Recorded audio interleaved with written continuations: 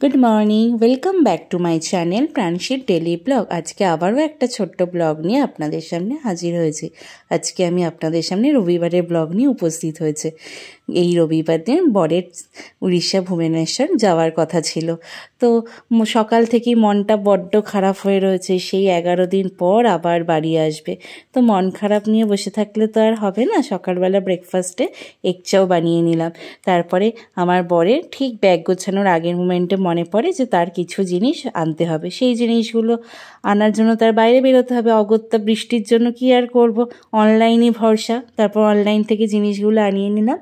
এরপরে দুপুরে খাবার দাবার খেয়ে সে রেডি হলো বিকেলে যাওয়ার জন্য। তার ধর্মতলা থেকে বাস ছিল, বাসে করে সে ভুবনেশ্বর যাবে। তো সে বিকেলবেলা বেরিয়ে গেল, তারপরে ধর্মতলা পৌঁছে গেল।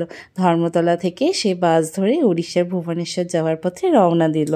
বাড়ি থেকে মা একটু রুটি আর আলুর তরকারি বানিয়ে দিয়েছিল, সেটাই সে রাত্রে খেলো। অ্যাকচুয়ালি সে খুব বাড়ির খাবারটা পছন্দ করে, কিন্তু তার এমনই কাজ যে তাকে বেশিরভাগ দিনই বাইরেই খেতে হয়। তাই সে যখন বাড়িতে থাকে যতটা পারে বাড়ির খাবার খেতে চায়।